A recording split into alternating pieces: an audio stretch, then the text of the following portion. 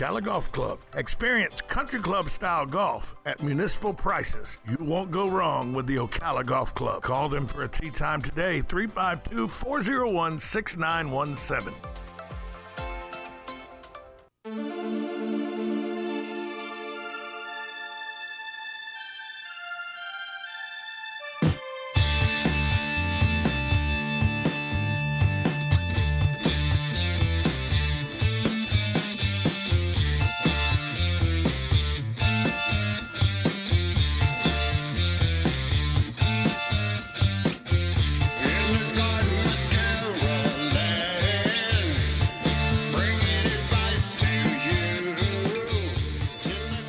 That's right. It's In the Garden with Master Gardener Carol Ann Baldwin. She's here taking your calls.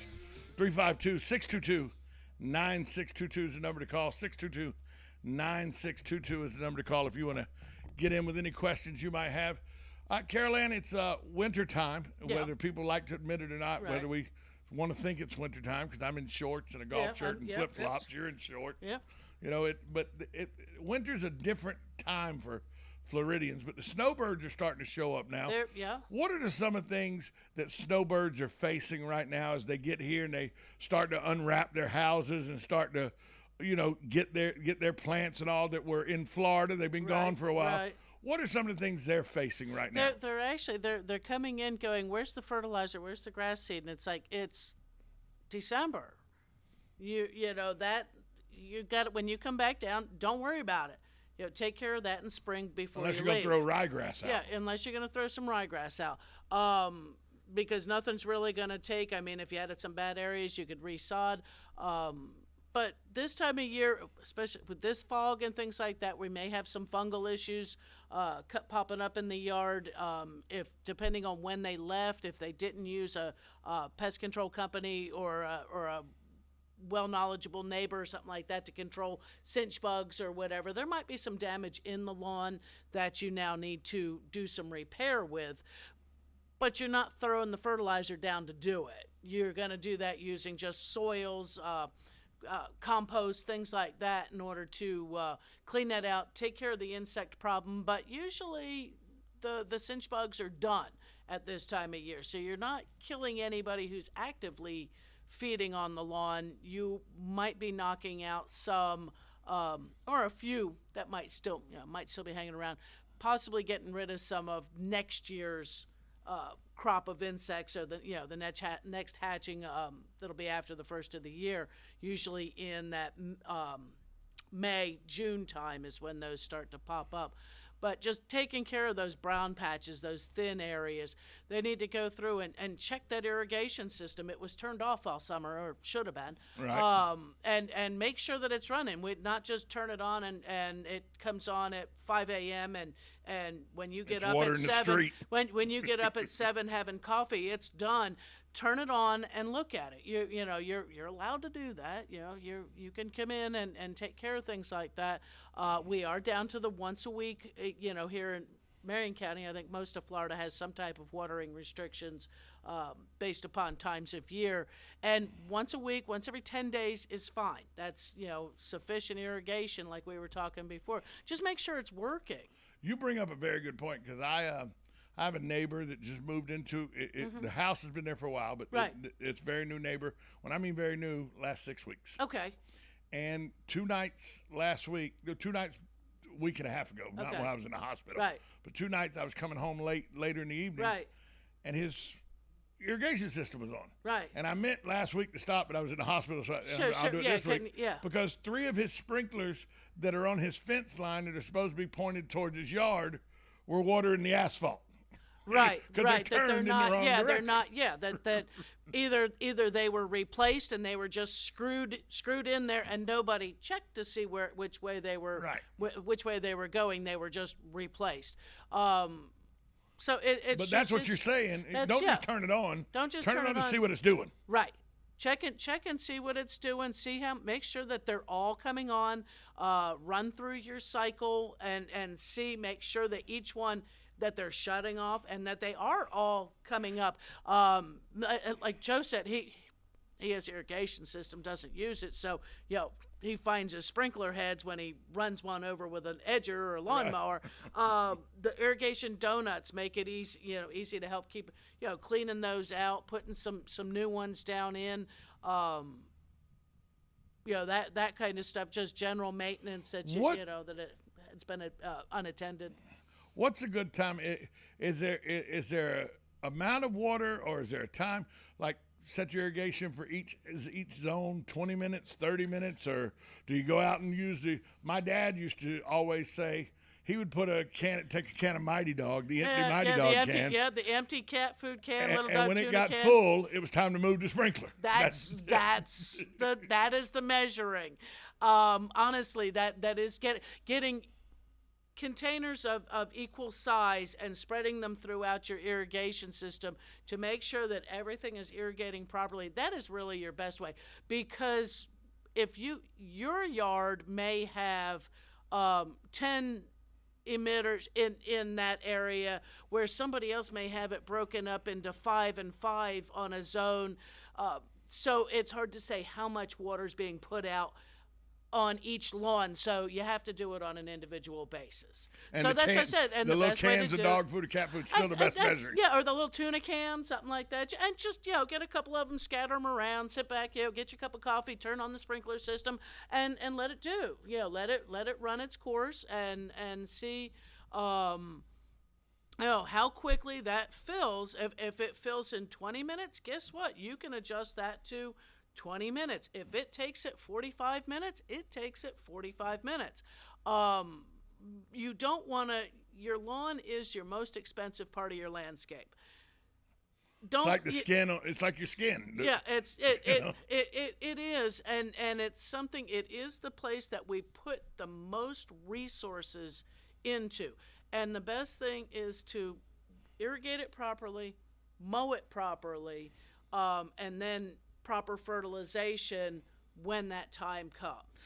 Speaking of lawns, I noticed in my backyard a couple weeks ago, I had that little trail that had about 6 or 7 little trails. They run about 6-8 feet apiece, and the ground's probably an inch and a half, 2 inches higher during those trails. And I'm pretty sure it's moles, but somebody said, oh, well, it could be gophers. Gophers aren't near as prevalent in Florida, are they, as moles are? Or depending on where you are? Because I know moles get there. Moles are very, very common, and those you'll even find the trail like along the sidewalk or the driveway. They'll follow along the concrete, but you'll find the path. And usually with a mole, you'll find that because it might be about as wide as your hand, as a fist, and just raised up a little bit. The gophers, the pocket gophers, you're going to find that mound of dirt. Okay. And that's when you're driving out in the country and you see out across the pasture these great big mounds of dirt. That's a gopher. That's gophers. Right. That's the pocket gophers. Those are harder. The pocket gophers eat roots. Moles eat insects. They could be. They're hunting when they're tunneling like that. They're hunting. They're looking for food. You've got some dogs. I'm surprised they've allowed those moles to exist. Well, one of my dogs is all over trying to get them. Yeah. And I keep telling him. And you'll have holes dug all where they're chasing it. I keep telling him you don't want to get that mole, because I had a bulldog, Static, who got a hold of a mole one time, and went to screaming. And I said, "Uh-oh, what's going on?" Because I saw him chasing the mole. He's on the ground, nose on the ground. You see it. And then all of a sudden, he went to digging, and then you heard squealing from the mole. You heard, because that's a very high-pitched squeal. And then you heard the dog start howling. And he come running across the yard, and there the mole was, attached to his lip, because the mole had bit into his lip and it attacked the dog. And the dog's trying to get that mole off of him. Yeah, but my dog had gotten some, and it was like pretty good mole control, but it was one of those things. Well, I have a cat. Yeah. Now, she likes to get after the moles. Yeah. And the cats will catch them too. This is the first one I've seen since this year, actually in the 2 years. So I'm sure they're coming out of the pasture from behind us. Exactly. And there's earthworms and grubs. It's you don't have grubs because you have an unhealthy soil. You don't have earthworms because it's unhealthy. It's a healthy soil. The beetle lays an egg. The egg hatches, becomes the grub. The grub feeds upon roots.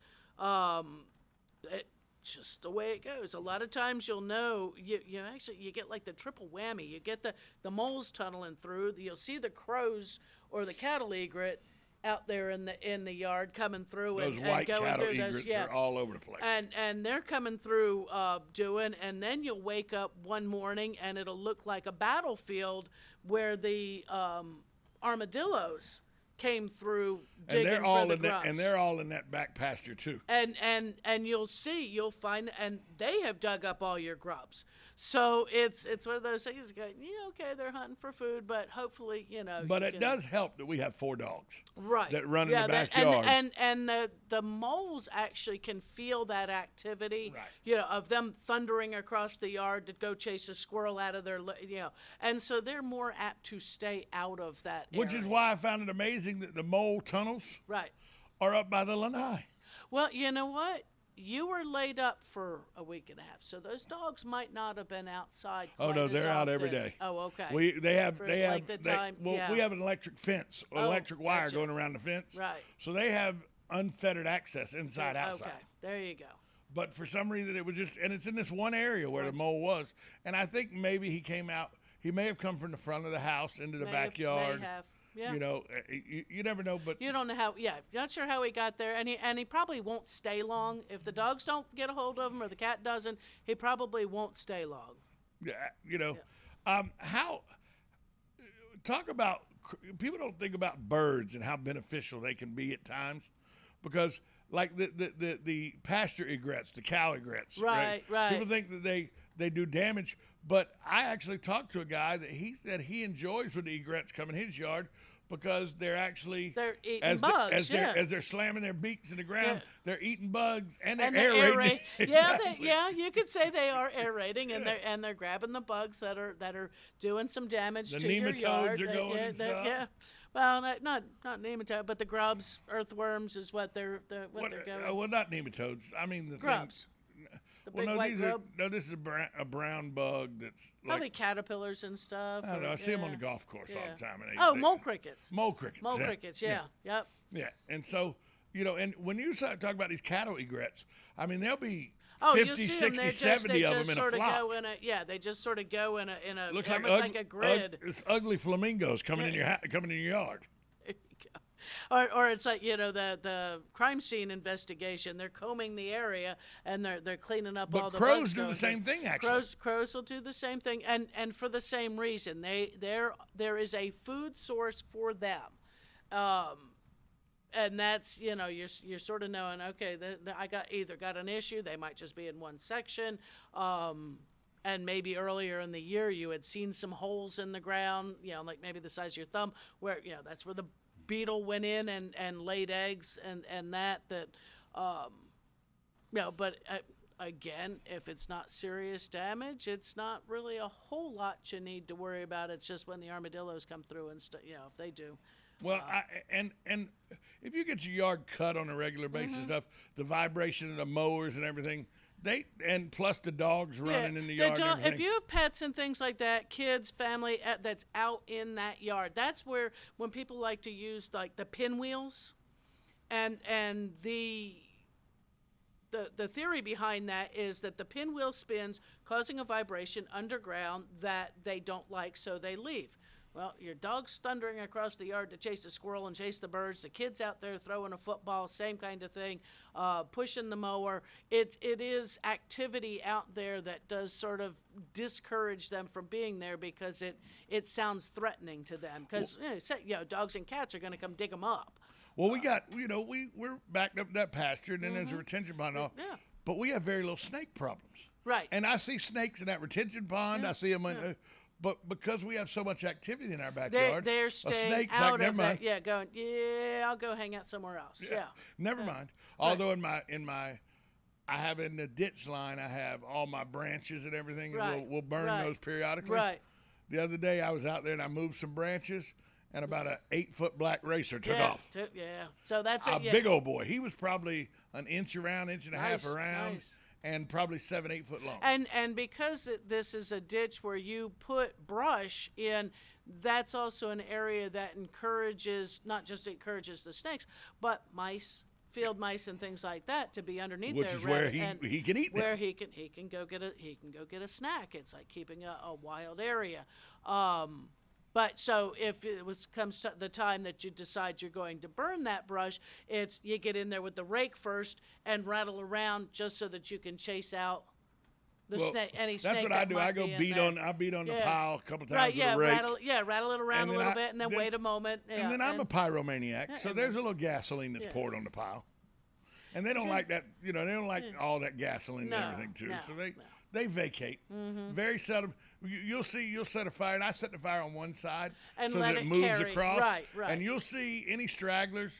They decide that it's time to go. Yeah. They'll vacate. Yeah. The one thing that I saw about a year ago, a little less than that when we set it on fire, was at the very end as the fire's moving across, you heard an animal scream, like a little high-pitched scream.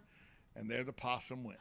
Oh, so he got a little singed. He or she was about to get a little cooked. Yeah.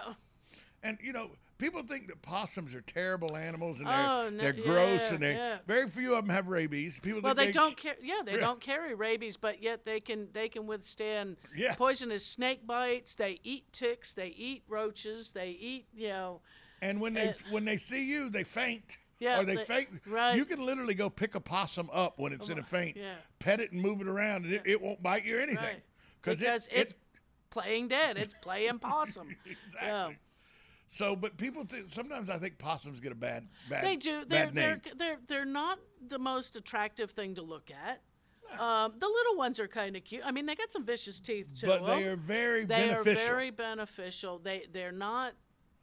Would not normally be something that would be into your garbage cans, though they will get into pet food and things like that if you left it outside. More of a problem would be raccoons and getting into things like that, which can carry rabies. Yes. Oh yeah. Oh look Squirrels at the hands. can, raccoons can. It's but your possums generally know. Same thing. Armadillos know. Armadillos though can carry leprosy. The only time I've seen a possum where it was a danger was it was a sick possum that had gotten to a garbage can, had gotten poisoned with something. Sick, and it really didn't want anybody to mess with it. No, and it was a danger. Yeah. Right. But it passed away about 4 hours later in the garbage can. Yeah. So it had been poisoned by something. By something in that garbage can he had gotten into. Or he had maybe found refuge in that garbage can from being away poisoned from by something. Right. I never knew what it was. Right. But that's the only time I've ever seen a possum even being aggressive. Right. They may hiss at you, but they're just asking you to back away. They've got babies or whatever, but possums they eat a bunch of stuff that we need them to eat. Yeah, Especially exactly. ticks. Yeah, the ticks, the cockroaches. They eat them and they can, and they'll eat snakes too, but they can withstand like rattlesnake bite. Yeah, and without much of any harm, multiple good that you strikes. bit me, now I'm eating you. Yeah, I'm going to get you caught, and I'm going to kill you and eat you. Yeah, they're just not good to look at animals. They're just not attractive, right? But they do help the ecosystem very much. They're very beneficial, and beneficial even as community. If you've got some in the neighborhood, don't get out there with a shotgun. There's a lot of videos now on Facebook where people will be out in the woods, hunters and all, and they'll come up on a possum and it'll fall out. Right. He picks it up, he pets the possum. And puts it back down. Puts it back down. Yeah. Hey, possum. Yeah. Then there's one video right now in there where a guy cornered a raccoon. Oh. And he's got it cornered and he reached down to grab it. He had it with his back to him. And he reached down to grab it. When he reached down to grab it, his finger had to be put back on. Yeah. Because the raccoon wasn't having it. No, raccoons are wild animals. They might I be had a cute, roommate when I was 18. A guy named Tom in Atlanta, Georgia. The two Toms, we lived together. Boy. And he had two pet raccoons in the house that he had found when they were probably weeks old. Right. And they were 2 or 3 years old then. Wow. And I mean, these things were 20, 25 pounds apiece. Yeah. And you would have thought they were cats. They would get up on the couch, they'd sit there next to you, let you rub them and pet them and everything. And people would, he ended up getting arrested for having those because they were wild animals. And they weren't registered. Right, they were wild animals in Georgia, and there was some law. So he ended up getting arrested for having those two raccoons because the maintenance man turned him in. He wasn't permitted for them is what it was. And a lot of times you can get in elementary school, all right, that's a long time ago. I had a teacher, first or second grade, I think, and she had a descented skunk. She had a pet skunk. Wow. Yeah. I had a descented ferret in college. That was as close as I got. But she had a skunk, and that was really pretty cool because it did introduce you to something that was domestically bred. Right. You know, and descented, or maybe it had been abandoned as a tiny one and descented, and she raised it, but you got to see something you would not have seen normally growing up in suburbia. In Hawthorne, where I lived on the lake in Hawthorne, a baby squirrel had fell out of a tree. And when I say a baby squirrel, I mean still eyes closed. A week and a half, a week old maybe. Yeah. And the chances of them things living are very slim. Yeah. But I went and got the eyedropper, and we had the heat and pad and everything. And lo and behold, the squirrel made it. Wow. And that squirrel lived 5-6 years. Peanut lived 5 or 6 years. And Peanut would live in the trees, and we would get home, and you'd just make a noise. Yeah, and something Daddy like that. Kept, right. And we had a little stoop out there that we had kept seed on and everything. Right. Peanut would come running across the house and everything, right up on your shoulder, and you'd hand him peanuts, and he would eat the peanut. And we would be able to. You can take him to the Florida school. Right. And we took him to the school there and got him shots and everything. And that squirrel, he was a pet. He was a pet, but still lived a somewhat wild life. Yeah. Right. And I say he lived 5.5, 6 years.